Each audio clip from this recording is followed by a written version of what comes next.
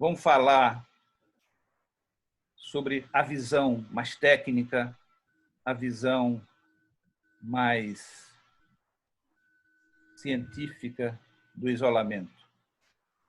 Mas eu queria lembrar nessa hora que o isolamento provoca aproximações com coisas guardadas. O isolamento provoca aproximações com coisas escondidas. O isolamento provoca uma aproximação com coisas nossas, do nosso cotidiano ou da nossa mente, que a gente não quer se defrontar com elas. Então, o que a gente pode esperar do ponto de vista da saúde mental tem a ver com esses encontros. Como será o encontro das pessoas com essas coisas escondidas, com essas coisas guardadas, com essas coisas onde a gente não tem acesso?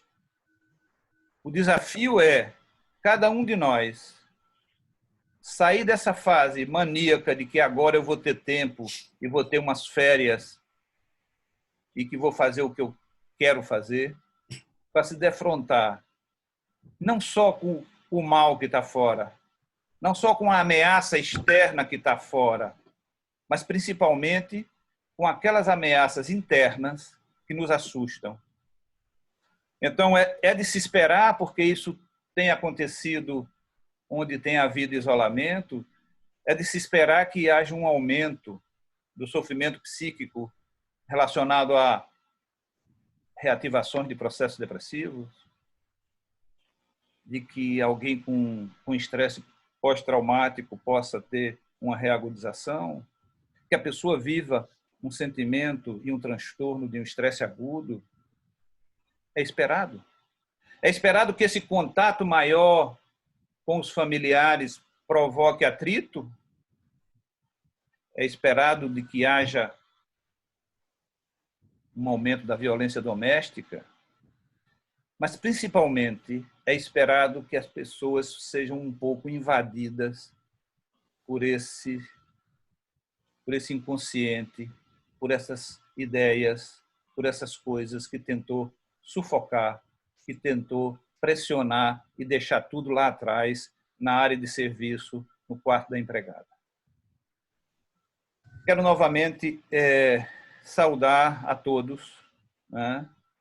E dizer que para mim é um prazer estar com vocês aqui, e eu tenho certeza que a gente vai ter uma roda de conversa interessante e agradável, né? Só para falar um pouco sobre como é que a gente vai coordenar a roda de conversa.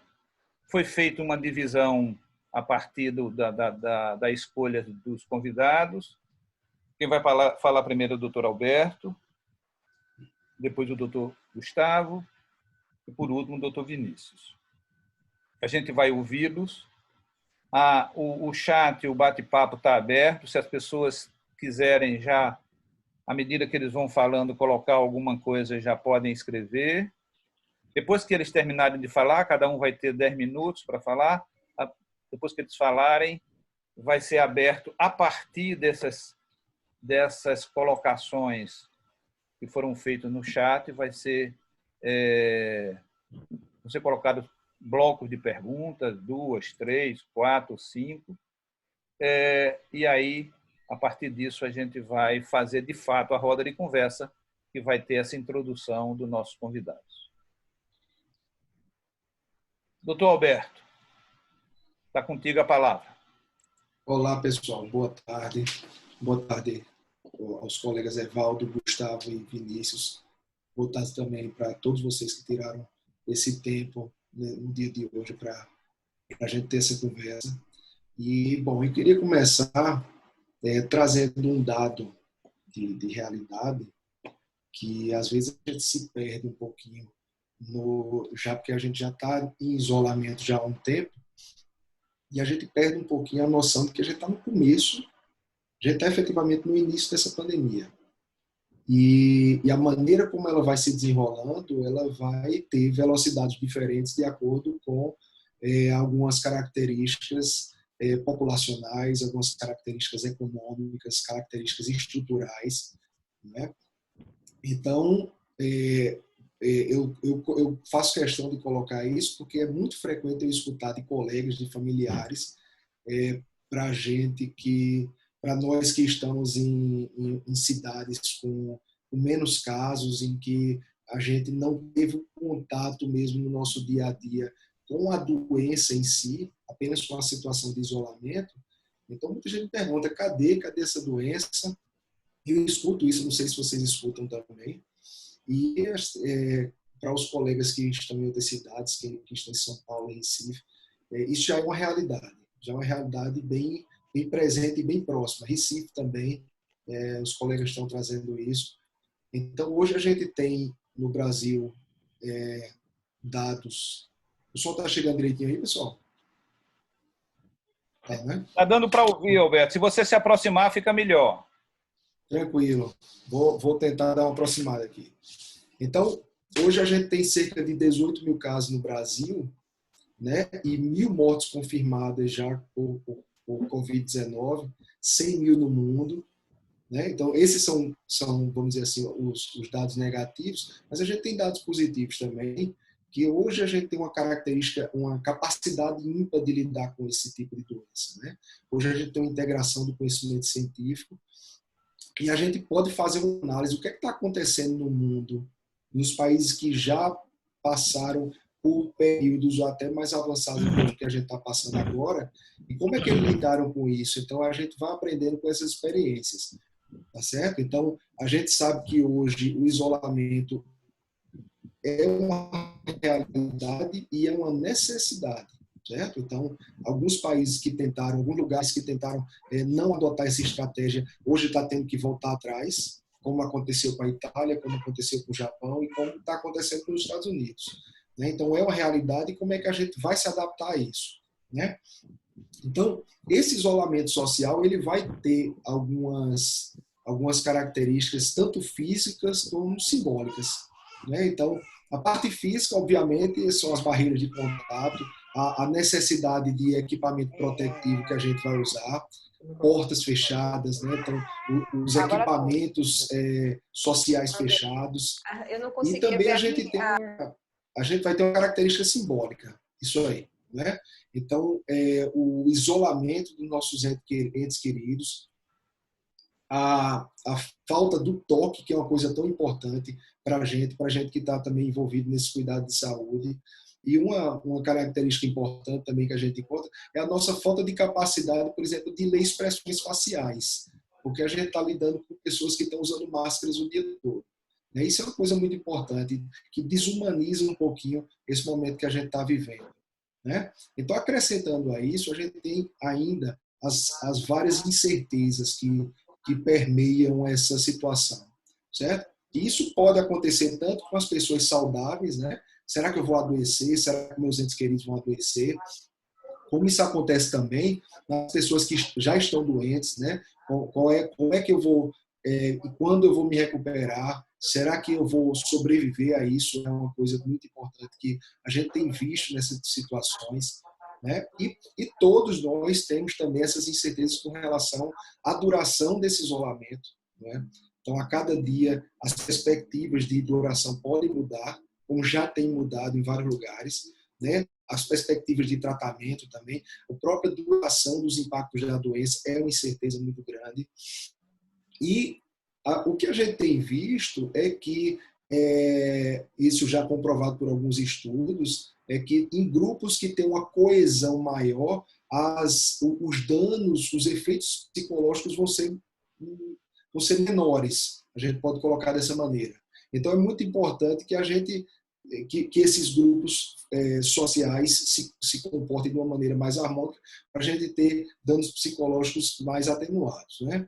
Então, a gente sabe que durante essa pandemia a gente vai ter mudanças de rotina importantes, né, acarretadas por essa nossa perda de liberdade, e isso vai ter desafios tanto logísticos, né, como uma manutenção mínima de uma infraestrutura tanto habitacional. Então, a gente tem uma preocupação muito grande hoje com as populações em situação de rua, tá certo?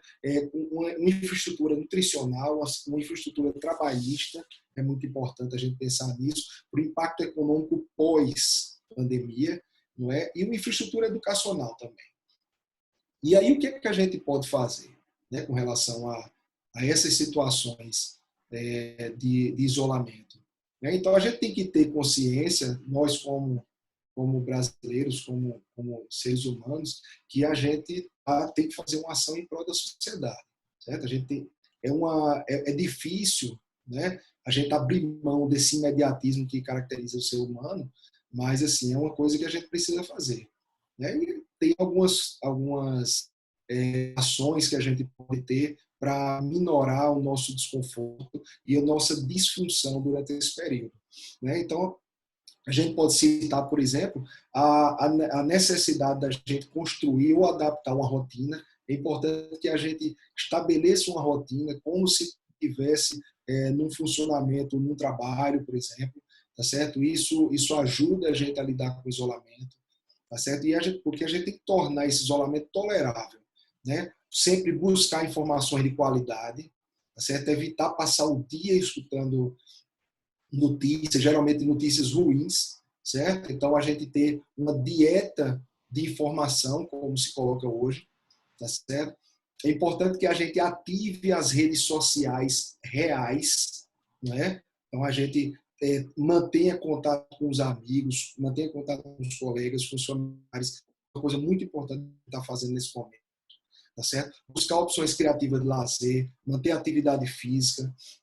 E uma coisa importante é a gente evitar o uso abusivo de psicoativas. Tendem a aumentar nessas situações de isolamento, certo? O álcool, o tabaco ou outras substâncias psicoativas, certo? Manter a mente ativa é uma coisa muito importante, certo? E para os que têm filhos, crianças ou adolescentes em casa, é bom que a gente tire um tempo para conversar com essas pessoas, com os nossos familiares, tranquilizando a nossa família, certificando, assegurando que eles estão seguros, tá certo? Compartilhar as suas próprias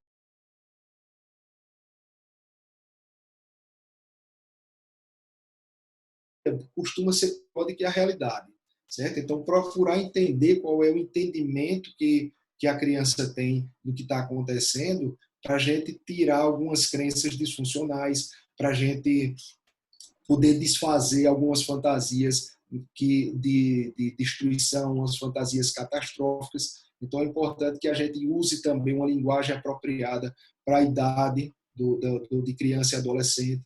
E a gente também limitar a exposição a esse excesso de mídia, tá certo? Excesso de informação também.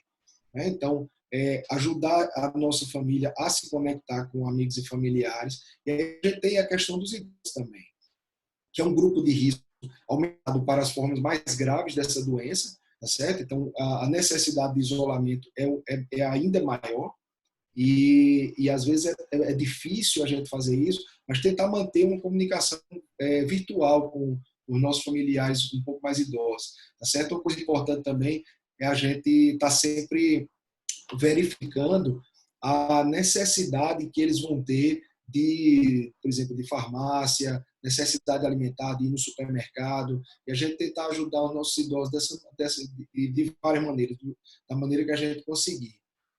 Com relação aos pacientes portadores já de transtornos mentais, a gente tem um risco um pouco maior, né, como o doutor Evaldo já colocou aí, tanto do desenvolvimento como uma reagudização dos quadros psiquiátricos, e isso, em muitos casos, está relacionado com a duração desse isolamento. E é importante a gente ter em mente também que esses desastres, essas pandemias, as epidemias, elas vão atingir desproporcionalmente esses pacientes, porque eles já têm uma gama de vulnerabilidade relacionado, por exemplo, com obesidade, com tabagismo, que tem uma prevalência maior nessas populações. Então, a gente tem que ter um cuidado um pouco maior com os nossos pacientes, com as pessoas que são portadoras já de comorbidades, são portadores de algumas necessidades especiais. É isso, doutor Evaldo. Obrigado, Alberto.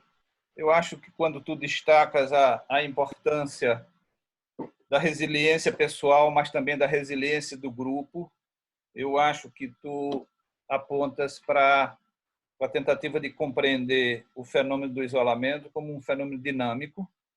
Dinâmico no sentido de que é da relação da pessoa com os outros, da pessoa com o grupo, deste grupo com todo outro grupo que ficou de fora e toda aquela ameaça, como eu dizia, que ficou de fora, mas é também uma relação desta pessoa com os seus fantasmas, com o seu inconsciente, com as coisas que acontecem fora do nível objetivo.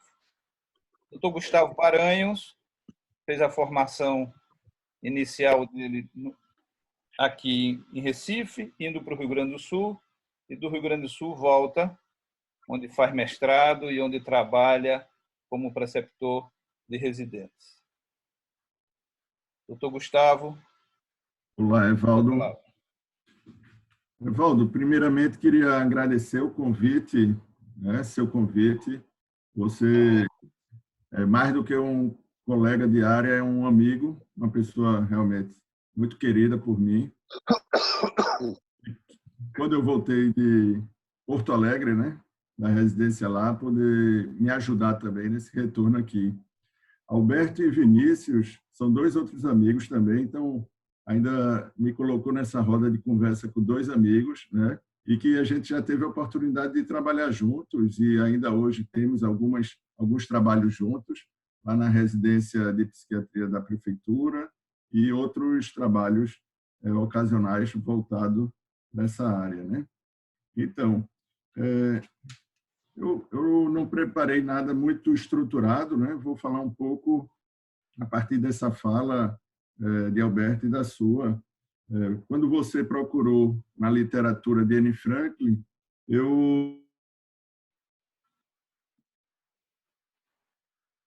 um terapeuta, um psiquiatra, psicólogo, a quarentena dele, digamos assim, o isolamento, ele passou por 4 campos de concentração do nazismo, ele pôde desenvolver e ampliar uma técnica chamada da logoterapia, que é um tipo de terapia que busca exatamente um sentido para as coisas.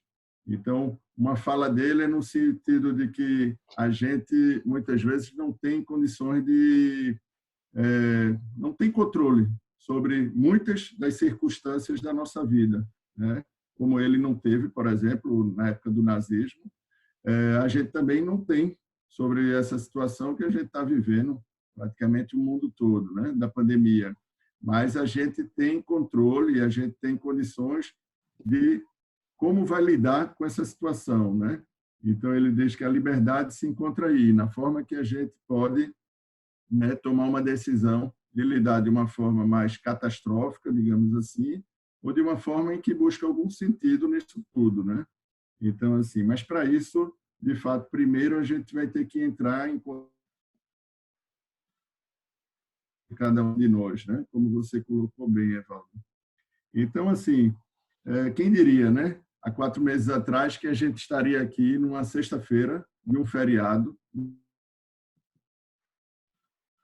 pessoas discutindo esse tema, Então, assim, tem todo esse lado inusitado, esse lado dessa mudança brusca que aconteceu na nossa vida. E a gente não teve muito controle sobre isso, Nós, em geral, humanos, a gente busca esse controle a maior parte do nosso tempo, A gente está buscando um certo controle da nossa vida, a gente quer uma certa previsibilidade, a gente faz planos, a gente tenta saber o que é que a gente vai fazer no dia seguinte, e quando acontece um fato feito esse, isso dá uma mexida, dá uma embaralhada, na nossa e a gente passa por um mecanismo de estresse agudo, né?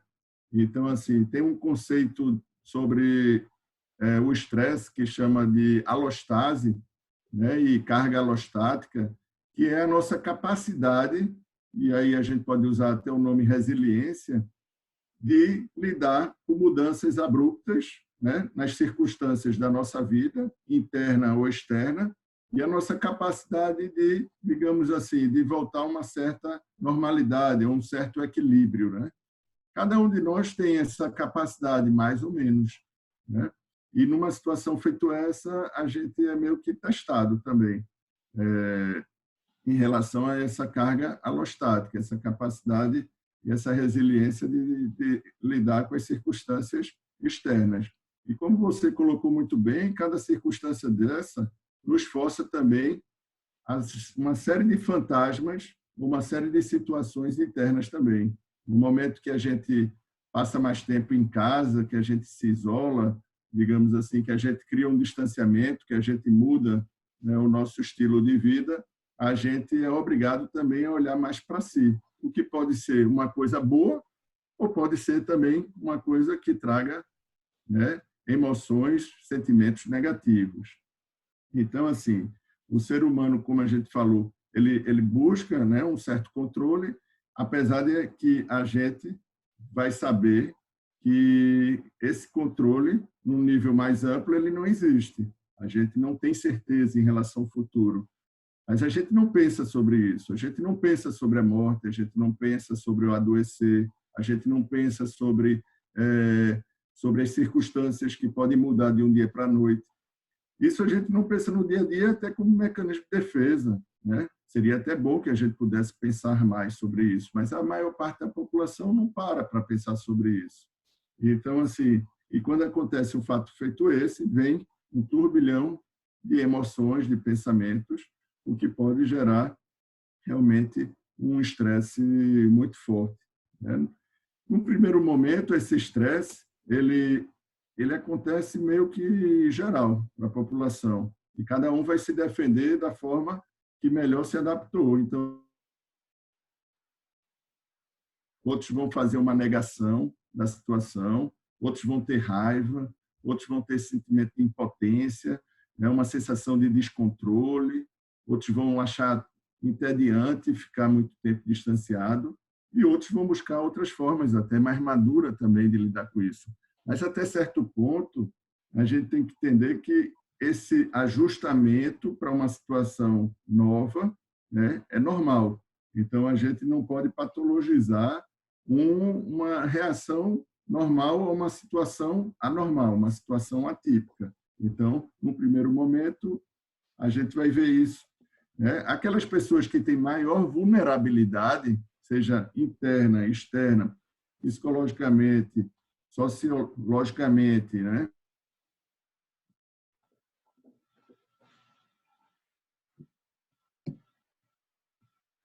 Mais permanente.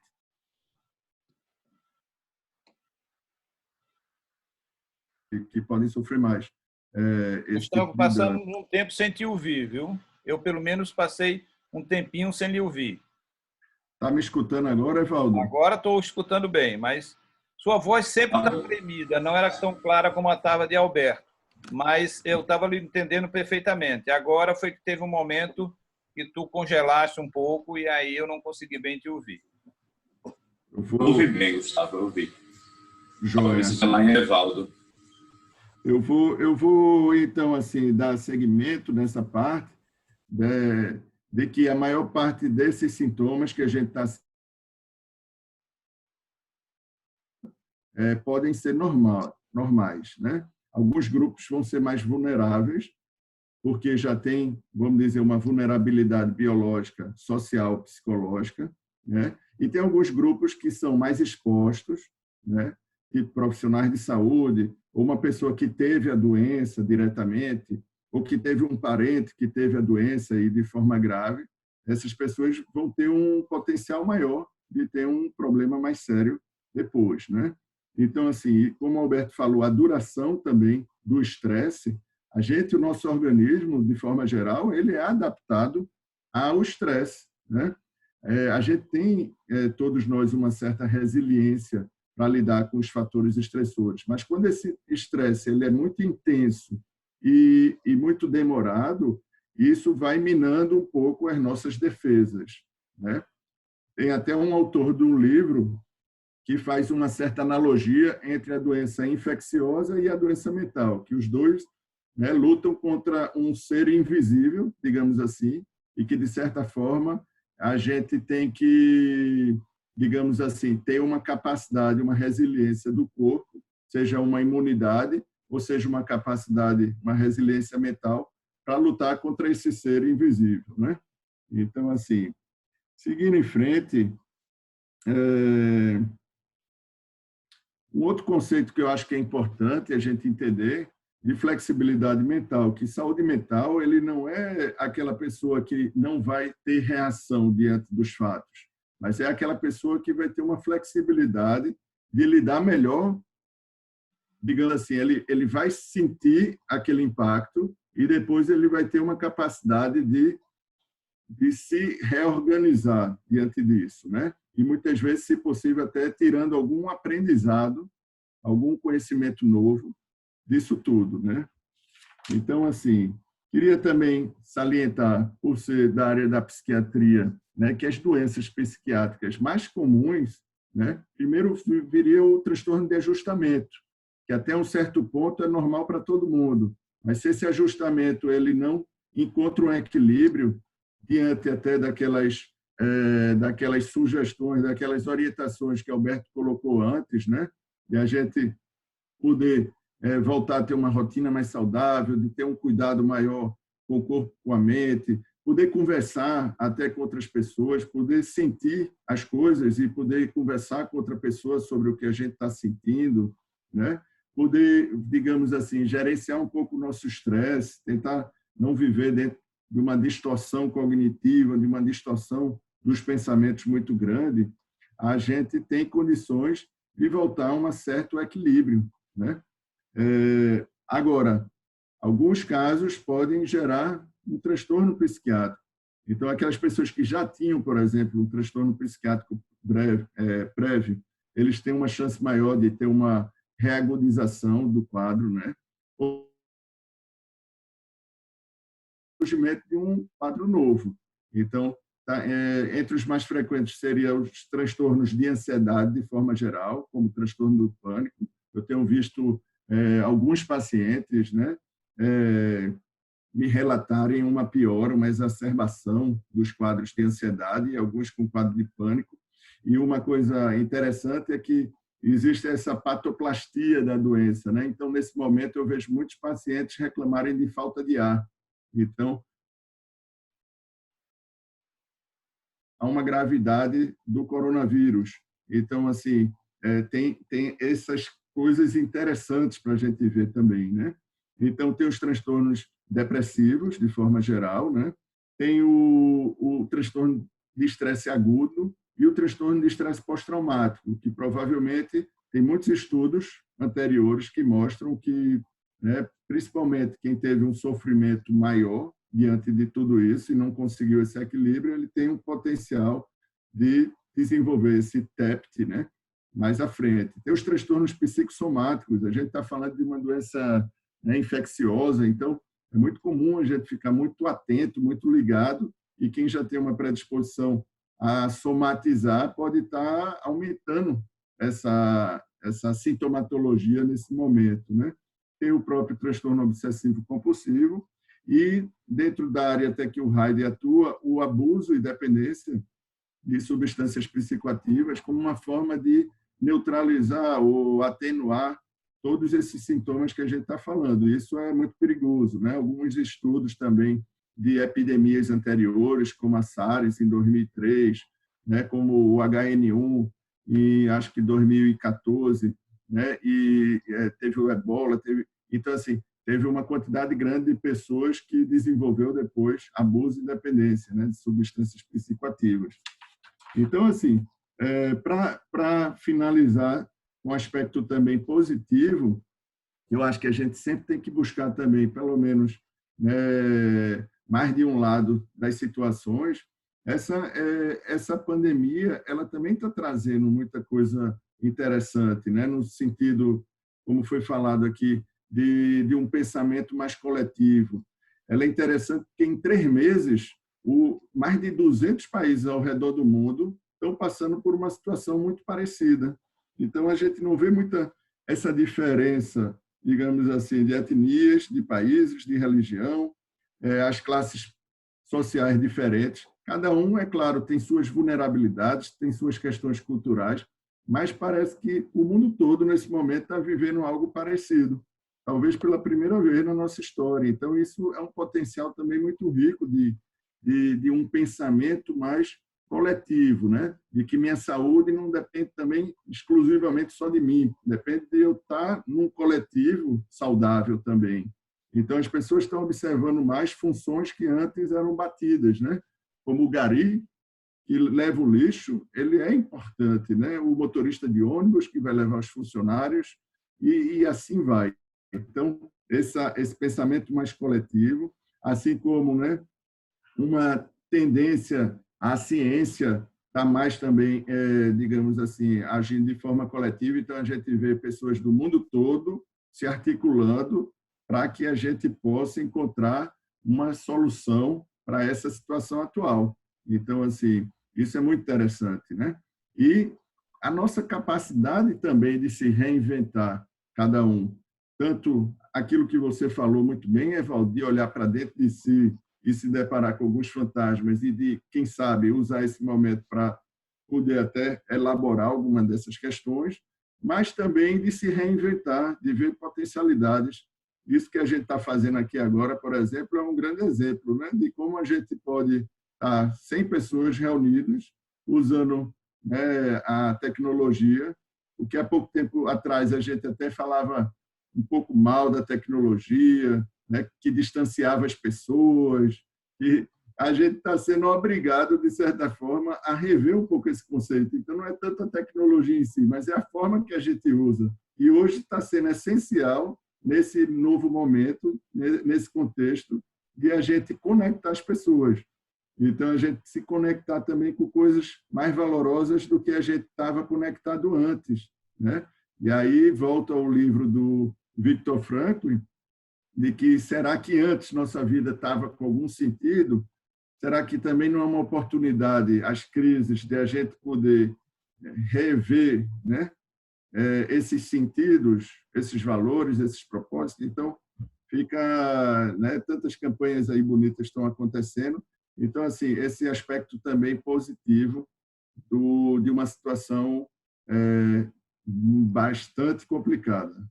Então, eu vou ficar por aqui e depois a gente discute mais. Obrigado, Guga. Bem, acho que Gustavo nos traz algumas coisas, ou ele introduz outros aspectos importantes na conversa. Eu acho que fica uma pergunta subentendida na fala dele, é assim: sairemos dessa situação melhores ou piores do que entramos? Ou vamos sair com nossos defeitos e virtudes com as quais nós entramos nesse processo? Eu acho que uma experiência tão global, uma experiência tão intensa como essa está se mostrando, e eu costumo sempre falar, e eu acho que os problemas estão apenas começando no Brasil, né? Eu acho que a gente ainda vai crescer muito, muito o número de casos, o número de mortes. Eu acho que essas mortes chegarão muito próximo de nós todos, e a gente tem que se preparar para isso. Eu acho que a gente tem que falar mal do que está acontecendo, no sentido de que do desmonte que estava sendo feito na rede de assistência, e que essa pandemia nos pega num momento de fragilidade e que nós estamos correndo para tentar compensar o tempo perdido. Eu acho que a gente tem que falar também na questão do determinante social da doença, ou seja, esta pandemia certamente terá uma consequência diferente nas diferentes classes sociais, nas diferentes camadas da população. Eu tenho 72 anos, então eu estou dentro do meu apartamento há 4 semanas, quase. Mas eu estou dentro de um apartamento que tem 4 quartos, então eu posso, quando não quero conviver com a minha filha, o meu filho, a minha mulher, eu fico aqui no meu quarto e eu me isolo também dentro do isolamento. Mas e as pessoas que têm 2 cômodos para ficar 10, 15 pessoas? E as pessoas que não têm espaço, não é, de convivência familiar? E aquelas pessoas que não têm água para poder lavar as mãos, que é a melhor orientação que nós temos? E essas pessoas, como é que baterá nessas pessoas a pandemia? Qual será a repercussão? Certamente será diferente. A gente tem 2 exemplos na história mundial de pandemias. 2 exemplos, eu digo macro, né? Lá em 1300, que é a peste negra, que vinha através do rato, a pulga do rato, que matou, dizem os escritos, 75 milhões de pessoas. E nós temos a gripe espanhola, que em 1918, no processo da Primeira Grande Guerra, que é espanhola, eu estava lendo sobre isso essa semana, e que não é espanhola, foi uma gripe americana. A gripe espanhola começou nos Estados Unidos, mas como os países viviam com a mordaça na censura e a Espanha permitiu que se divulgasse quando chegou na Espanha, passou a ser conhecida como gripe espanhola, embora tenha começado nos Estados Unidos. E aí morreram 50 milhões de pessoas. 50 milhões de pessoas num montante de habitantes muito menor. Quantos morrerão pela Covid? Quantos morrerão? A gente não sabe. Eu acho que isso de não saber, essa situação que o Gustavo trouxe, que é a incerteza, que é o desconhecimento, e nós vamos aprendendo e nós vamos trocando o pneu do carro com o carro em movimento. Este é o grande desafio. E o grande desafio é compreender o sofrimento que ele bate diferentemente em diferentes classes sociais e em diferentes pessoas. Obrigado, Gustavo. Acho que você falou super legal nesse sentido de nos introduzir, complementando a fala do Alberto. Passamos agora para Vinícius, que vai aportar um pouco a questão do trabalhador da saúde e as pandemias. Olá, Vinícius. Isso. Olá, Evaldo. Queria agradecer esse convite. É um prazer estar aqui do seu lado, ao lado de Gustavo, de Alberto, participando dessa roda de conversa, né? Alberto e Gustavo já levantaram várias questões interessantes relacionadas ao isolamento. De fato, não tem como negar que a gente está vivendo uma situação de crise, né? E situações de crise sempre vão provocar mudanças. A gente não sabe ainda que tipos de mudanças vão acontecer, mas certamente mudanças virão em diversos aspectos da vida global. A gente tem aí, eu estava falando da importância da questão do cuidado de saúde, da saúde pública, né, como uma dimensão, pelo menos nos noticiários, na vida de cada um, de forma que a gente vem percebendo também a fragilidade que o sistema de saúde, né, que a fragilidade que nós, como profissionais de saúde, temos dentro da estrutura de cuidado, né? Eu combinei com o Evaldo, né, de conversar sobre esse aspecto mais voltado para os profissionais de saúde, por ser clara, né, o sofrimento que os profissionais de saúde têm nesse momento. Eu fiz várias leituras, pensei em várias coisas relacionadas a esse aspecto, e não tem como falar, Evaldo falou no começo desse encontro, as coisas que estão escondidas no nosso inconsciente, e não tem como deixar de falar de nós, enquanto profissionais de saúde, o que é que nós temos dentro do nosso inconsciente, né, que fez parte da nossa formação enquanto profissional de saúde, né, de como nós entendemos o nosso papel social enquanto profissional de saúde, que entra em jogo nesse momento, inclusive numa disputa de valores. Não é? Eu pensei muita coisa e eu preferi esquematizar as minhas ideias para ficar um pouco mais... Eu não ficar aqui viajando demais nessa história. Não é? Então, eu acho que um lema que está sendo muito divulgado pelos profissionais de saúde, né? Aquelas frases que diz: nós estamos aqui por vocês, vocês ficam em casa por nós. Isso porque nós, profissionais de saúde, dentro dessa crise, nós temos um papel que é fundamental. Né? Nós não temos como deixar de sair de casa, nós temos que estar no front, cuidando da população, exercendo o trabalho que nos foi colocado, que nós escolhemos. Mas nós estamos vivendo uma situação de calamidade, né? O isolamento social, ele vem de uma situação de calamidade, e a situação leva ao medo generalizado. Eu acho que não tem como a gente encontrar uma pessoa que esteja sem algum grau de medo. Né? Eu acho que é até um medo funcional, né? Um medo esperado para todo mundo. Né? Eu acho que quem não está tendo medo nesse momento precisa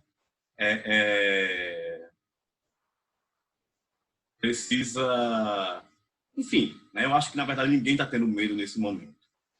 E a gente tem algumas pessoas, claro, que tem o privilégio do isolamento, né? Eu estava falando da situação dele, que ele pode estar em casa, né, durante esse tempo todo de isolamento. A gente vai ter pessoa que vai ter o dever de sair de casa, onde a gente inclui aí os profissionais de saúde. E nesse caso, a gente vai ter, nessas pessoas que têm o dever de sair, que seriam as pessoas dos serviços essenciais, né, para a saúde, segurança pública, supermercado, né, a alimentação ela também é essencial. E essas pessoas não têm como deixar de sair de casa. Né? E aí vem um medo pela exposição e também um medo pelo isolamento que ela acaba tendo que sofrer. Né? Eu estou vendo várias histórias de profissionais de saúde que, para a proteção de seus familiares, estão se isolando da própria casa, né? Estão se isolando da própria família. E isso é um acréscimo de sofrimento que essas pessoas estão submetidas. Então, se a gente tivesse uma situação ideal, né, a gente dividiria as pessoas que têm o privilégio do isolamento, né, e as pessoas com o dever de sair. Claro que, na realidade, já colocou algumas coisas, a gente tem outras situações de pessoas que ou estão saindo por serem desobedientes, não acreditarem na função do isolamento social. Nós temos as pessoas em situação de rua, em privação de liberdade, que por diversos aspectos do seu contexto de vida também estão submetidos a riscos e a sofrimentos aumentados. Falando de forma mais direta dos profissionais de saúde, e pensando um pouco na questão da psicologia dos profissionais de saúde, eu vejo que a gente está nesse momento, né, aqui no Brasil, a gente está ainda no início, a gente ainda não está vivenciando o que alguns outros profissionais vivenciam em outros países, por exemplo, de médicos intensivistas terem que escolher quem vai e quem não vai para o respirador, né? A gente ainda estava vivendo o momento inicial, né, que é o medo do contágio dos profissionais de saúde, já que a gente sabe que mundialmente a incidência de infecção pelo profissional de saúde é altíssima. Então, a gente, nesse momento, o medo, né, da proximidade com a morte, de ser um vetor de transmissão para os seus entes queridos ou para pacientes. Isso mexe com a consciência de onipotência, né, revela a consciência de não onipotência daquele profissional, de que ele não pode tudo, de que a morte está próxima, de muita coisa que ele não vai conseguir fazer para impedir essa morte, porque existem limites de conhecimento, existem limites técnicos, existem limites tecnológicos, como, por exemplo, a falta e a escassez de equipamentos de proteção, que é uma questão que não pode deixar de ser comentada, né? E ainda o medo dos dilemas éticos que surgirão, como a questão das escolhas de que pacientes vão para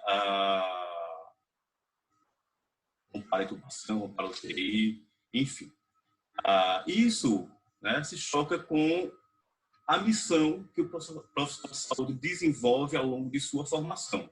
Eu acho que isso envolve uma questão formativa, né? Nós desenvolvemos a nossa ética, a nossa responsabilidade, o nosso compromisso com o cuidado da nossa população a partir da nossa formação, a partir também do que vamos construindo ao longo da nossa história. Então, eu acho que envolve quais são as motivações para o exercício da profissão, né? Acho que se eu tenho na minha Constituição, né, que eu sou um profissional de saúde,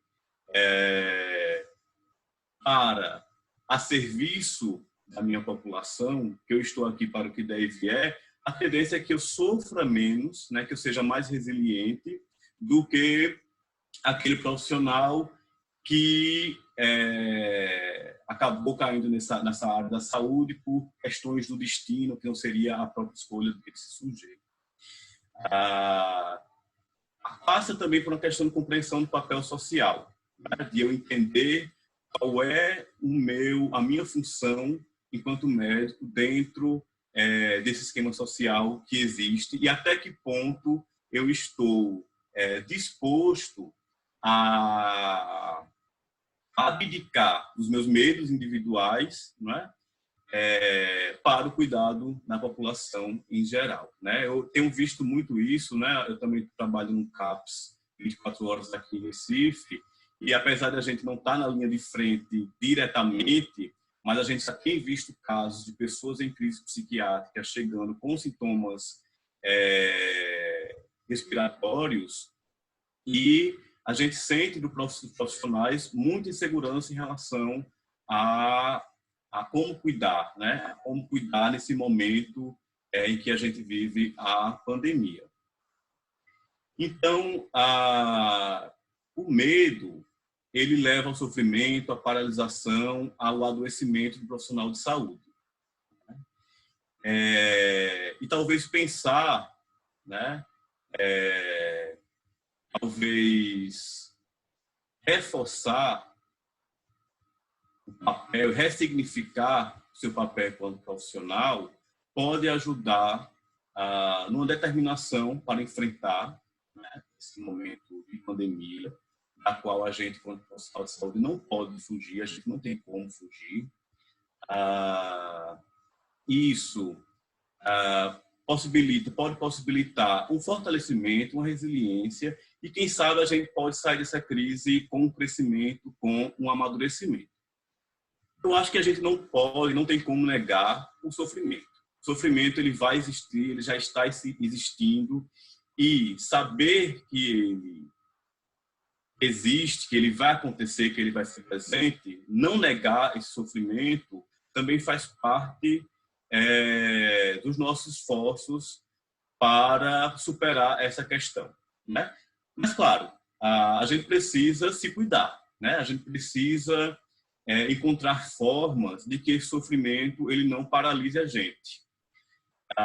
Então, Alberto e Gustavo falaram várias iniciativas para a população geral em como diminuir, minimizar esse sofrimento. Eu acho que esses aconselhamentos valem também para o profissional de saúde.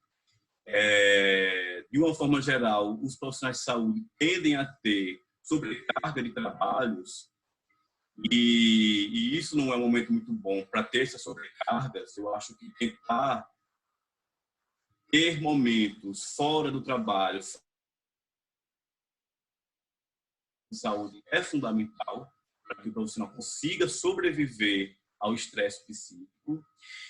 Eu acho que encontrar um sentido relevante para a atuação profissional é também essencial para que a ida ao trabalho não se torne algo tão sofrível, né? Dar sentido ao trabalho e cuidado ajuda nesse processo de resiliência e de crescimento. Não se afastar totalmente do contato com as pessoas queridas, né? Nem que seja por telefone, por videoconferência. Eu acho que estar próximo o máximo possível das pessoas que a gente gosta é essencial para passar por esse momento, né? E, claro, eu acho que também é um momento de se quebrar estigmas em relação ao cuidado em saúde, né? Nós, cuidadores, somos muito difíceis de se colocar na posição de cuidado. Eu acho que é importante a gente se avaliar a possibilidade de um apoio de profissional da saúde mental. Eu acho que, se antes eu achava que qualquer profissional de saúde necessitaria de um cuidado, de uma psicoterapia, de uma participação do grupo Quality. Agora, nesse momento, não está podendo ter grupos, né? Mas um apoio de um profissional de saúde mental pode ajudar também nesse processo que vai ser de sofrimento. E, claro, eu acho que não posso deixar de falar de cobrar do poder público os equipamentos, as tecnologias necessárias ao cuidado, né? A gente sabe que os governos estão aí numa luta para conseguir EPIs, para conseguir respiradores, que não vai ser uma coisa tão fácil, porque existem aí, politicamente, inclusive de forma internacional, coisas que entram como entrave nesse processo de EPIs, mas a gente tem que estar protegido para o exercício da sua profissão. E para finalizar, só algumas pontuações em relação ao que a gente, quanto profissional de saúde mental, deve pensar, né, para acolher esses profissionais de saúde que vão chegar para a gente com algum grau de sofrimento psíquico, né? A gente precisa, né, algumas coisas bem clichês, como escuta empática, né? E também não vai ser muito difícil ser empático, porque eu acho que o sofrimento que cada um está vivendo é generalizado. Eu acho que a gente precisa pensar, né? Eu acho que a discussão que a gente precisa pensar a questão do teleatendimento versus atendimento presencial. Eu acho que em algumas situações que o atendimento presencial ele é fundamental, né? Eu acho que a gente precisa auxiliar na construção de rotina, incluindo nessa construção de rotina momentos para o profissional de promoção de saúde. Precisamos conversar mais sobre métodos de respiração e meditação. Já foi falado em relação a avaliar o uso de substâncias psicoativas, inclusive a automedicação. A gente, profissional de saúde, ou pelo menos médicos, já temos muito alta prevalência de uso de substâncias psicoativas. Precisamos estar mais atentos a essa questão nesse momento. Evitar a medicalização, porque boa parte desse sofrimento ele é explicado pela ocasião e está todo mundo sofrendo. Mas, claro, a gente precisa cuidar, a gente precisa medicar quando for necessário e precisa afastar do trabalho quando for necessário, porque pessoas adoecidas também não vão ter um bom desempenho no cuidado. É isso que eu tinha para falar. Eu acho que eu trouxe várias ideias assim, que são fundamentais para pensar a questão do profissional e espero aí as provocações para a gente continuar discutindo.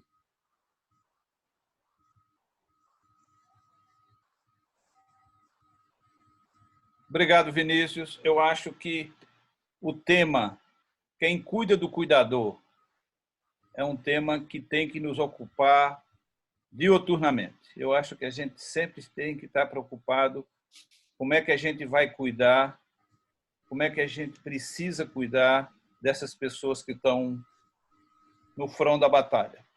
Dr. Nery costuma falar muito sobre a questão do cuidado com o cuidador, e você estava falando em teleatendimento, e eu dizia assim, talvez cada serviço de saúde tivesse que ter uma salinha com uma possibilidade de um teleatendimento, onde pudesse ser agendado, e a pessoa, no intervalozinho que tivesse ali do trabalho, sentar naquela salinha, poder falar com alguém e falar da angústia. A carga de ansiedade que os nossos trabalhadores da área da saúde, principalmente nossos trabalhadores da área da saúde, embora a gente dependa de muitos outros trabalhadores, mas o teu assunto era os trabalhadores da área da saúde, e a gente vê a angústia porque eles estão direto em contato com as pessoas que estão com o vírus e, portanto, eles são aqueles trabalhadores com mais facilidade de também pegarem. também ser contaminado pelo vírus, eu quero dizer que esta necessidade de um espaço de teleatendimento, de atendimento online para o trabalhador que está lá, porque a gente sabe, por exemplo, que em algumas cidades estão sendo alugados espaços para que esses trabalhadores passem a sua folga não junto da família, porque o medo que eles levem para a família a doença é muito grande. Então, o Estado, o município tem aparelhado alguns espaços, como, por exemplo, hotéis desativados, alguma coisa, para poder levar os trabalhadores de saúde. Então, este cuidado com o cuidador, a escuta com o cuidador, o medo, né? Quantos atestados médicos? Eu tenho um paciente que ele é fisioterapeuta respiratório. Exatamente, ele faz fisioterapia respiratória e ele estava dizendo, doutor Evaldo, nós somos 6, 4 estavam com atestado médico, 4 estavam com atestado médico antes do corona chegar aqui em Recife. Quer dizer, o medo faz com que qualquer pessoa, isso você estava falando da importância do medo, de lidar com este medo. Então, eu acho que tu trouxeste uma contribuição muito importante, Vinícius, muito obrigado. Foi a primeira vez que eu vi também uma sala do Zoom onde pudesse entrar o slide, e deu super bem para ver, foi muito tranquilo, eu mesmo acompanhei tranquilamente, e isso é muito bom. Por outro lado, eu acho... não dá certo. Pois é a tecnologia ao nosso lado. Por outro lado, eu acho que tu dizia assim, eu sou também médico de um CAPS 24 horas, então toca num outro aspecto que é a questão do SUS, né? Da atenção do poder público. E aí vem uma pergunta aqui, talvez eu queria usar como uma primeira pergunta, não está identificada, mas ele diz assim, talvez essa pandemia veio mostrar que havia investimento para se fazer na saúde e que tanto tempo foi negado esse investimento. Agora estão encontrando dinheiro para poder investir na saúde. Eu fico com muita pena quando eu vejo toda esta armação destes galpões num campo de futebol, num parque público, e você está fazendo coisas de campanha que vão ser desmontadas, e a gente não sabe por onde é que vai isso depois que passar. Eu gostaria que a gente tivesse a possibilidade de estar fazendo reforma dentro dos hospitais, que a gente estivesse recebendo e a gente pudesse, com a passagem da pandemia, a saúde mesmo lucrar com esses investimentos. Eu entendo que seja um hospital de campanha, é uma necessidade, porque se faz em 2 semanas ou 3 semanas. Então, eu queria que vocês pudessem abordar isso. Onde é que estava esse dinheiro que agora está aparecendo? Por que a saúde que teve tanto dinheiro cortado ao longo dos últimos meses, agora está recebendo esse reforço? Será que era preciso isso? Pois eu acho que essa experiência vai transformar, inclusive, a visão da população no que diz respeito ao SUS. Né? Eu acho que, pelo que eu tenho percebido aqui em Pernambuco, a grande maioria dos leitos que vão ser abertos para dar conta da pandemia é pelo SUS. Né? Você não vê muitas movimentações dos hospitais privados se armando de leitos e de UTIs. Né? A grande maioria desses leitos vem do Sistema Único de Saúde. De onde está vindo esse dinheiro, eu acho que é uma resposta difícil, né? Que seria a insinuação, né? Mas eu acredito que devem estar se abrindo verbas de outros cantos, né? E aí eu também fico preocupado, por exemplo, a saúde mental. Ela sempre foi desprestigiada em relação a outras políticas, por exemplo, em relação a verbas. E eu fico com um certo receio de a gente perder mais verbas ainda durante essa situação. Então, na verdade, o que deveria estar vindo verbas para equipar os serviços, por exemplo, para receber pessoas com suspeita também de Covid que estejam em crise, como está acontecendo, esses equipamentos não chegam, né? Chegam com insuficiências, a resposta em relação à própria organização de serviços é muito lenta, né?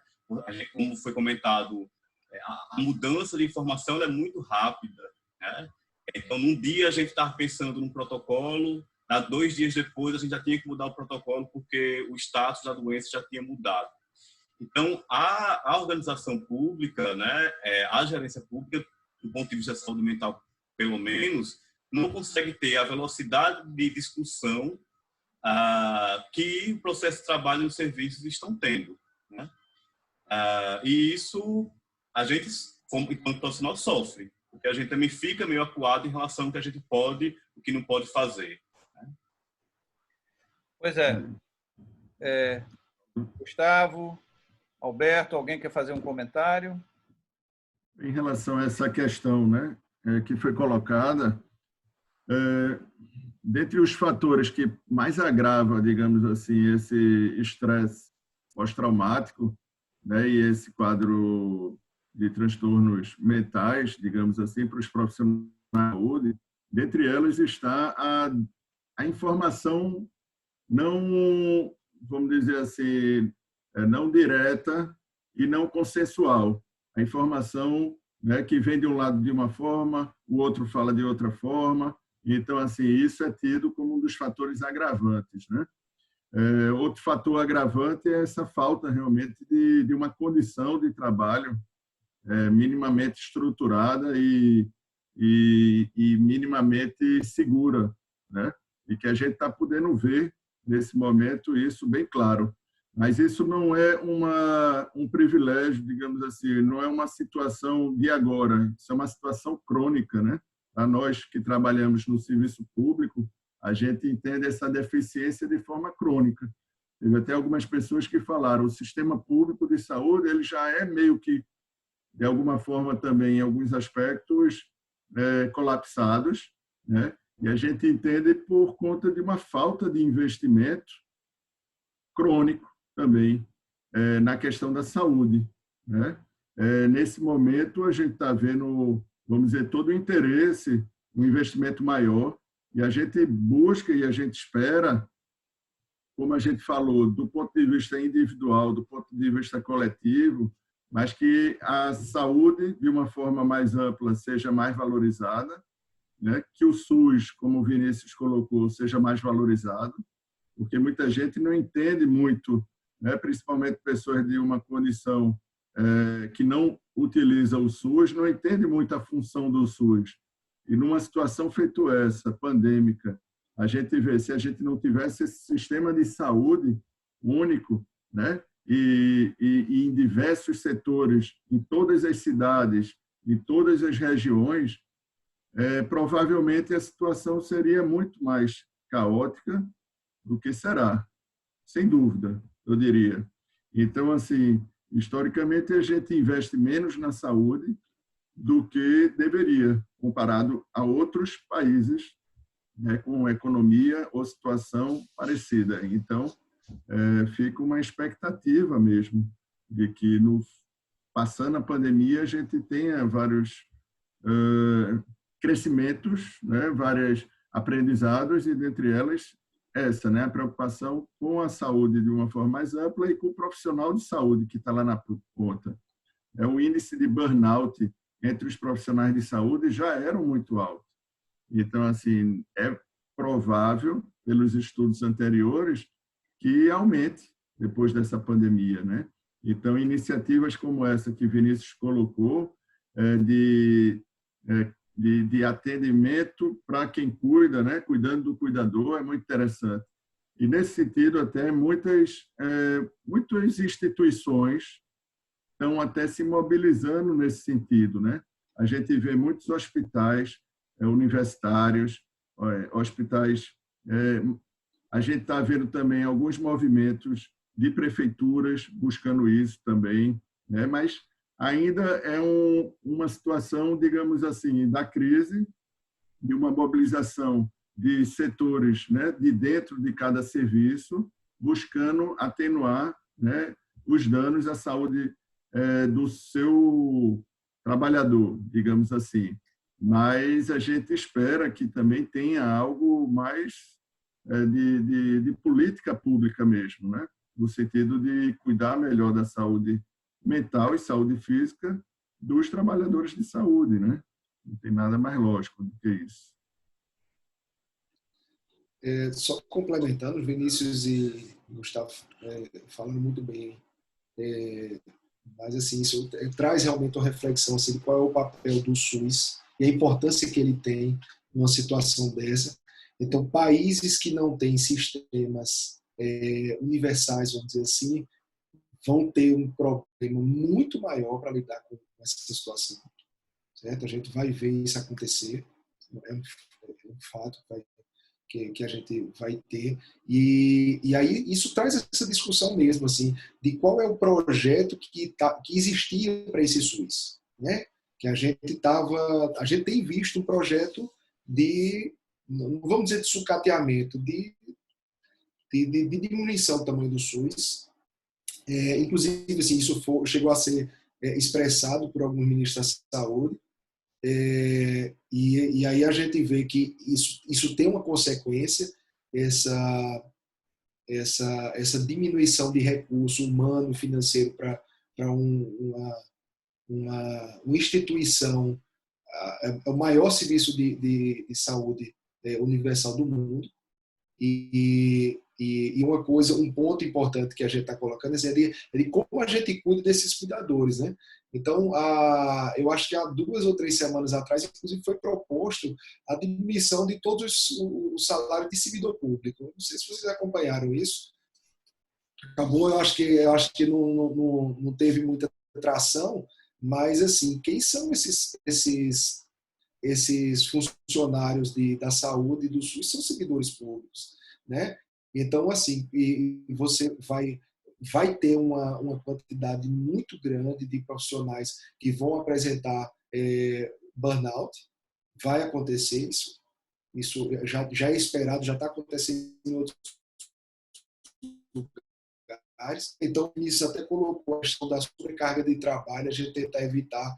Infelizmente, vai ser uma coisa inevitável. Como é que a gente vai lidar com isso? Outra questão, porque vai ter muito profissional, não só a gente que é profissional de saúde adoece mais, tem tido uma taxa de infecção maior, mas uma taxa de complicação maior. Não se sabe ainda exatamente por quê, mas isso já tem sido visto e comentado. Eu não me lembro se já saiu algum estudo, eu acho que não saiu nenhum estudo, mas isso tem sido comentado por colegas já que estão lidando já nesses lugares, São Paulo, Fortaleza, e a gente vai acabar vendo isso de uma maneira geral.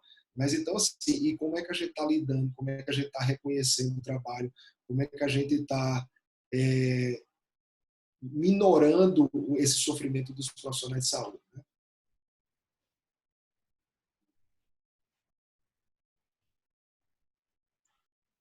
Pois é, eu acho que o que a gente ouviu dos 3 convidados sobre a questão do adoecimento do trabalhador de saúde, né? Porque, na verdade, basicamente, nós temos mantido uma média de 67, 68 pessoas, porque é super dinâmico, fica entrando e saindo, não sei se a ligação cai ou se a pessoa sai porque não está gostando do que a gente está falando, não sei. Mas, de qualquer forma, eu acho que nós, trabalhadores de saúde, às vezes nos julgamos muito capazes de lidar com o sofrimento e, às vezes, a gente faz muito negar o nosso próprio sofrimento e negar o nosso próprio medo, né? Como se ter medo fosse algo que nos fragilizasse, né? Aí, uma outra pergunta tem a ver um pouco com isso. E diz assim, a angústia que surge como um movimento existencial do sujeito que se defronta consigo mesmo e com todos esses desafios, em isolamento, temos a tendência de nos libertar dos divertimentos e refletir sobre os nossos sentidos de ser. Como lidar com essas marcas ontológicas em tempos de isolamento? Pergunta um dos nossos participantes.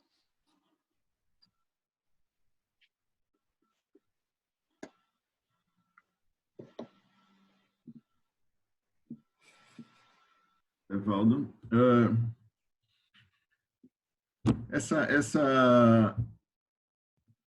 deixa eu ver se eu entendi direito, né, a questão, mas essa questão da angústia, né, nesse momento, ela vem, de fato, como algo normal, né? Vinícius trouxe isso, se uma pessoa não sente nada nesse momento, é mais preocupante do que quem está sentindo algo. E, em geral, um sofrimento, digamos assim, né? Se a pessoa não sentir nada, eu ficaria preocupado. Se a pessoa está achando que está tudo normal, que a vida não mudou nada, eu ficaria preocupado. Porque a gente sabe que aí está funcionando uma defesa muito forte e depois, né, a chance de ter um problema é muito forte, né? A gente lembra muito a história do luto, né? Das reações do luto, o luto normal. Então, de certa forma, o luto pode ser encarado também com mudanças abruptas na nossa vida. Então, a gente tem essas reações, né, dentre elas a angústia, a ansiedade. E se a gente não passa por isso, é difícil a gente elaborar esse luto, né? A gente viveria esse luto de forma mais prolongada ou tardiamente. Então, assim, uma coisa interessante que foi falado é a nossa capacidade, alguma coisa sobre o quanto essa angústia pode tirar a nossa capacidade de entretenimento, de diversão, ou algo nesse sentido. Então, eu lembrei assim das nossas defesas melhores para serem usadas diante de situações adversas da vida, né? A gente falou aqui de defesas às vezes necessárias, mas não tão maduras, como negação, projeção, né, introjeção e outras. Mas, por exemplo, o humor, né? A gente pode manter o humor nos grupos de rede social. A gente pode, é uma defesa muito positiva. A gente pode criar situações novas onde a gente possa, no próprio isolamento de cada um, né, buscar um momento de lazer, um momento de diversão, tentando, de alguma forma, vamos dizer assim, trazer alguma rotina saudável também para o nosso dia a dia. Né? Outra defesa interessante é a sublimação, né, das defesas, a gente pegar desse limão, transformar numa limonada, digamos assim. Então, assim, tirar algo de bom. Por exemplo, o que a gente está fazendo hoje aqui, eu acho que é uma boa limonada essa. Outra coisa é a supressão, que seria uma forma de a gente conscientemente, voluntariamente, a gente pegar os nossos pensamentos negativos, emoções negativas, né? E, vamos dizer assim, tentar focar mais em aspecto, tentando de forma voluntária, consciente, né? Tentar não ficar vivenciando isso o tempo todo, porque a gente sabe que se a gente vivenciar essas emoções e pensamentos negativos o tempo todo, a gente vai estar criando circuitos e memórias também negativas, e isso predispõe a mais na frente a gente sofrer mais. Então, a gente também, né, da mesma forma que evitar noticiários, fazer uma dieta, como o Alberto falou, de notícias ruins, a gente também, com nossas ideias ruins, a gente também tem o momento de falar, de pensar, mas não o tempo todo, né? Então, assim, e além da supressão, se fala no altruísmo autêntico, né? Como uma forma madura também de lidar com essas situações, e a gente está vendo aí uma série de atividades solidárias, né? E quando a gente autenticamente ajuda uma outra pessoa, e o profissional de saúde, tem vários profissionais de saúde aqui, né? Então, a gente sabe que a gente também se ajuda com essa situação. Então, são formas de se defender de uma forma melhor, digamos assim. Não sei se eu respondi parte da pergunta, mas achei. Veja, eu acho que essa pergunta é interessante porque ela nos remete à questão de como é que o profissional deve lidar com a angústia, que eu não quero nem falar da angústia do profissional agora, eu quero falar da angústia como um todo, da existência humana, e como nós profissionais, principalmente profissionais médicos, temos uma necessidade de medicalizar a angústia, de acalmar a angústia. Quando a gente sabe, e eu acho que é isso que está dizendo um pouco o participante, que a angústia também é o motor da mudança. É através da angústia, é através da inquietação, é através do medo que você pode sair da sua posição de conforto, mesmo que aquela posição de conforto seja uma posição cristalizada e ruim, né? Pichon Rivière dizia isso, né? Quer dizer, há uma grande ansiedade com a mudança e há uma grande resistência à mudança, e a mudança só pode sair a partir da angústia. Eu costumo dizer para meus pacientes que me pedem assim, mas eu estou sem dormir e eu estou angustiado o dia inteiro. Eu digo, você me apresenta uma série de dificuldades, uma série de questionamentos sobre a sua vida e a sua existência. A angústia tem que estar junto disso. Porque se eu tampono essa angústia, se eu anestesio essa angústia, eu costumo dizer que quando você pega o braço e você faz um bloqueio no braço, você não vai sentir a dor do beliscão, mas também você não vai sentir o afeto.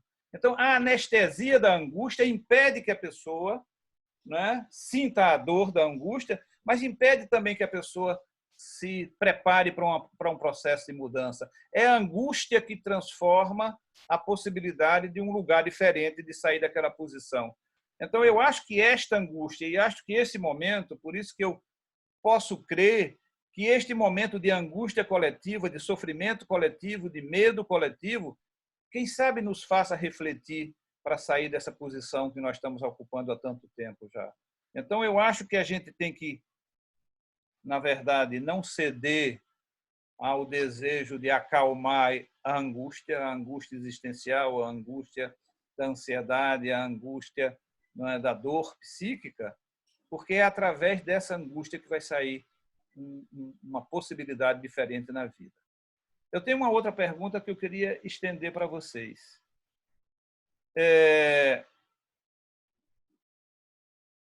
Na verdade, estava aqui, eu juro que estava aqui, mas... Paulo, só complementando um pouquinho essa questão da angústia, que eu acho que isso adiciona um desafio, né, a gente, profissional da saúde mental, na verdade que é um desafio constante, que você citou também, já comentei, em relação à medicalização, né? E requer um trabalho de examinar bem que sofrimento é esse, né? E até que ponto esse sofrimento pode contribuir para um amadurecimento ou pode acabar levando a pessoa a um processo mais patológico mesmo, de desenvolvimento de um transtorno. E que, claro, essa avaliação ela tem que ser individualizada, né, caso a caso, e cada pessoa, cada sujeito vai responder a essa angústia de uma forma diferente.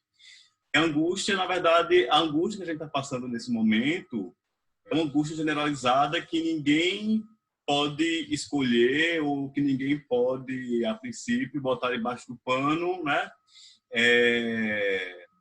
E continuar seguindo, né? Porque toda a estrutura social ela tá transformada nesse momento. Então, não tem ninguém que não esteja mais ou menos sendo afetado por essa situação. Então, eu acho que para que a angústia ela venha a promover uma transformação positiva, isso exige, né, que a pessoa, além de uma estrutura individual e social, ela tenha também determinados apoios, né? E isso é privilégio, na verdade, de algumas pessoas, né? A gente vai encontrar uma parcela da nossa população que já tem uma série de privações, né? Já tem uma série de dificuldades subjetivas, sociais. Então, a gente também não pode isolar, né,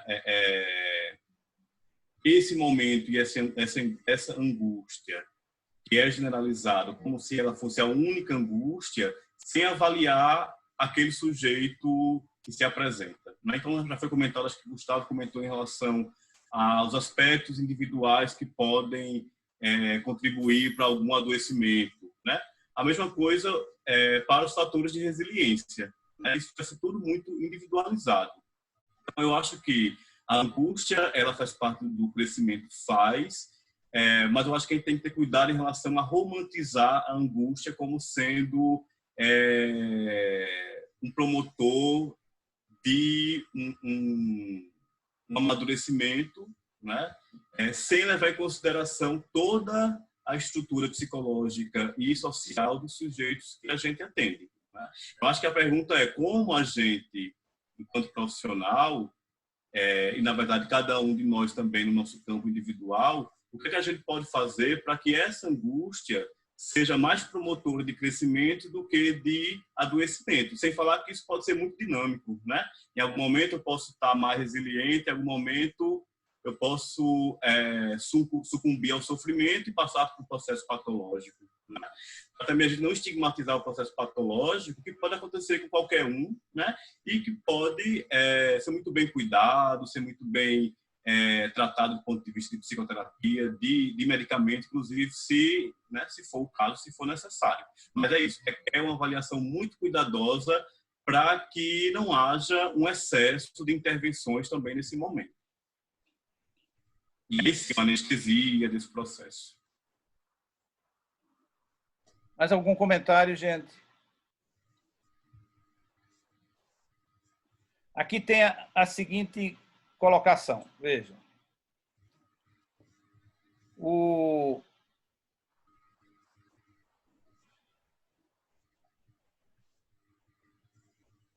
Comentar sobre o risco do adoecimento psíquico que podem estar associados ao fenômeno global que impõe, entre parênteses, principalmente nas redes sociais, um alto nível de produtividade durante o período de isolamento, desconsiderando a temporalidade e a singularidade do sujeito, ou seja, se sofre duas vezes, pelo medo da pandemia e pela cobrança, pela percepção de sua incapacidade de tirar vantagem da situação de isolamento.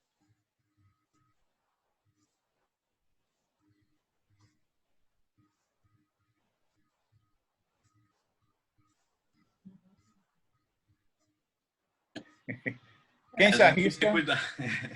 Acho que a gente tem que ter cuidado com essas receitas pré-prontas, né? Do que cada um tem que fazer, né? Do que essas restrições, tem que ler, tem que fazer curso, tem que cozinhar, tem que isso, tem que aquilo. Eu acho que isso tem que ser levado como um aspecto de orientação, né? Quais são as alternativas que se tem para que você não fique no ócio, né? Para que você perceba menos o aspecto negativo do isolamento social. E não ser visto como algo obrigatório. Agora estou em casa, eu vou ter que desenvolver minha habilidade culinária, eu vou ter que pegar um livro para ler. Eu acho que isso, tudo que é obrigatório, eu acho que acaba sendo negativo, né? Eu acho que a liberdade é terapêutica, e até inclusive em relação ao isolamento, né, a gente sabe que o isolamento voluntário ele é muito mais eficaz do que o isolamento obrigatório. Então também as atividades que a gente pode desenvolver na nossa casa, a produtividade que a gente pode desenvolver, ela deve obedecer nosso ritmo e nosso gosto, nosso querer, né?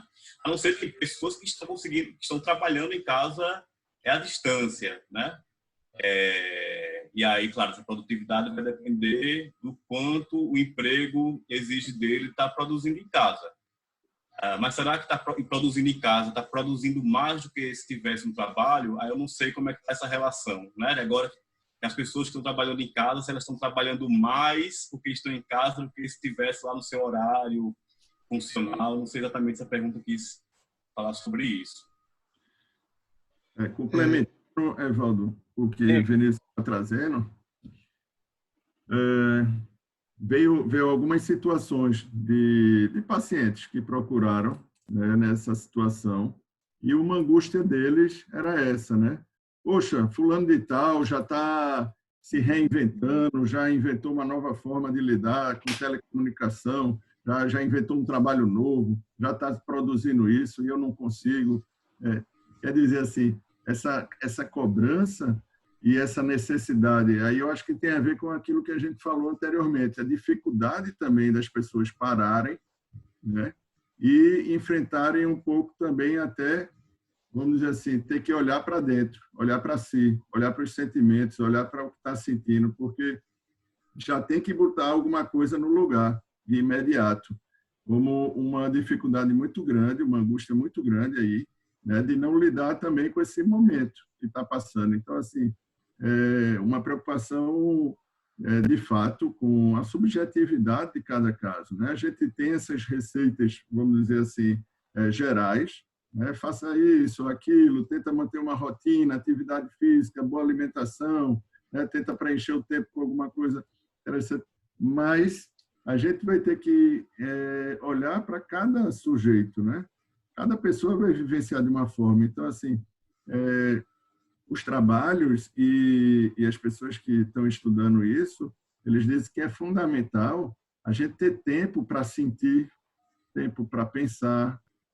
Então, assim, poder perceber os sentimentos que estão apresentando, né? Poder conversar com alguém, de repente, da sua confiança. Não necessariamente tem que ser um terapeuta, tem que ser, nem todo mundo tem acesso, apesar de que surgiram muitas iniciativas, né, de muitos movimentos de teleatendimento, até voluntário, mas, assim, às vezes é uma pessoa de confiança, de você falar um pouco de si, o que está sentindo, dividir, ver que outras pessoas estão passando por situação parecida. Aí sim, né, você vai buscar um significado para tudo isso, um significado seu, real, porque receita de bolo não funciona, né? Não, na prática não funciona. Então, assim, cada um vai ter que buscar o seu caminho, o seu sentido. Agora, se realmente uma situação ela se torna muito intensa, né, e a gente tem como avaliar isso, diante da subjetividade de cada um, e aquilo atrapalha completamente o funcionamento da pessoa, aí a gente tem que buscar também algumas coisas até práticas para tentar aliviar inicialmente essa ansiedade, para que ele possa permitir até um processo de pensar sobre tudo isso. Em relação à questão da medicação, eu concordo com vocês. Eu acho que tem que ter um cuidado para não medicalizar o normal, né? Não patologizar as situações normais. Mas, por outro lado, às vezes não é o jeito de medicar, não é a medicar em si, mas é a forma. Então, você pode medicar quando realmente necessário, né? Mas respeitando toda essa subjetividade também do sujeito, né? Então, é caso a caso. A gente vai ter que avaliar. Acrescentando, eu não sei se eu fiz uma interpretação acertada da pergunta que o Michael fez. Nessa questão da imposição desse alto nível de produtividade, a gente tem a questão do auto melhoramento pessoal, né, que acho que Vinícius e Gustavo falaram, mas eu tenho visto também na prática isso com relação mesmo a questões profissionais. Então, tem algumas empresas que estão migrando para essa atividade de home office, e o funcionário, no caso o paciente, ele fica na obrigação de manter um alto nível de produtividade em um ambiente que não é feito para isso, né? Então isso tem sido muito desgastante. Então como o colega colocou, ele acaba sofrendo duas vezes, tanto pelo isolamento, pela pandemia, como pelo desgaste dessa necessidade de manter uma alta produtividade de trabalho. E aí, assim, fazendo um link com a pergunta aí que eu achei extremamente interessante do Flávio, a gente conseguir colocar dentro dessa nossa vivência com o isolamento, maneiras de lidar com essa crise, né? Com essas crises que vão acontecendo. E aí ele coloca a questão das terapias alternativas, que eu acho bem válido a introdução de terapias alternativas. Inclusive, muitas delas já têm evidências de ter um benefício muito grande nessas situações. Então, a yoga, a meditação, a própria terapia de mindfulness tem tido um impacto muito, muito interessante nessa minoração do sofrimento das pessoas que precisam ficar em isolamento. De uma maneira geral, mas nessa situação seria uma ferramenta a mais que nós teríamos.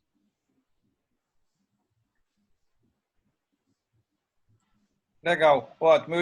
A próxima colocação que eu ia fazer era exatamente essa, Alberto. Eu acho ótimo que tu tenhas entrado, porque eu também percebi que a pergunta do nosso companheiro que está no grupo tinha relação a ver com a carga mesmo, porque eu vou um pouco antes do isolamento social pelo corona, porque, na verdade, eu tenho alguns pacientes e tenho gente na família que passou a trabalhar no home office e, no caso, a Procuradoria, por exemplo, passou a exigir uma carga de produção maior do que aquela que a pessoa fazia lá na Procuradoria, por exemplo. Então, se você vai trabalhar em casa, você tem que produzir X mais Y para poder trabalhar em casa, como se trabalhar em casa fosse um castigo a mais que você receberia. Talvez o nosso companheiro tenha se referido a isso. É a carga que você se sente pressionado para cumprir a partir de que você tem o privilégio de trabalhar em casa, né? E eu acho que isso é essa coisa da exploração mesmo. Gente, eu tinha feito um compromisso com vocês de que a gente duraria 1h30 e eu acho que a gente cumpriu 1h30. Eu acho que eu daria um tempo para que vocês pudessem falar um pouco da experiência. Essa é a nossa primeira experiência. Eu vou colocar aí que nós teremos na próxima semana a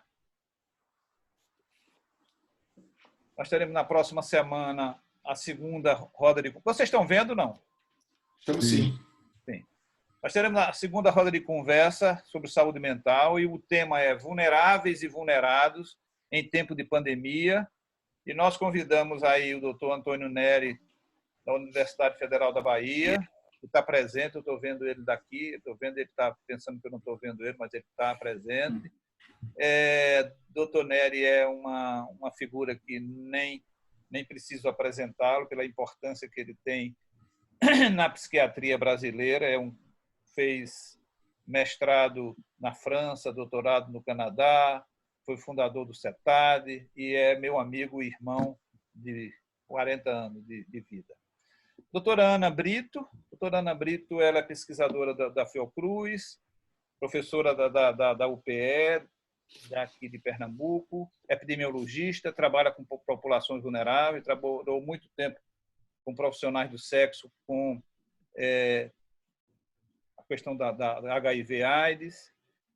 E a doutora Carol Paes, amiga mais recente, coordenadora do curso de medicina aí na Universidade Federal de Pernambuco, no campus de Caruaru. Também trabalha nessa área. Ela me dizia que o mestrado dela foi sobre populações vulneráveis. Ela é coordenadora do curso e também faz parte e ajuda lá a Prefeitura de Caruaru. Carol é uma pessoa muito legal e muito preparada para poder discutir esse assunto. E aí nós vamos ter na próxima semana essas 3 figuras junto comigo debatendo esse assunto tão importante. Então, eu tinha dito que eu queria dar um tempinho para que vocês pudessem se despedir e depois eu faço um fechamento da nossa primeira roda de conversa.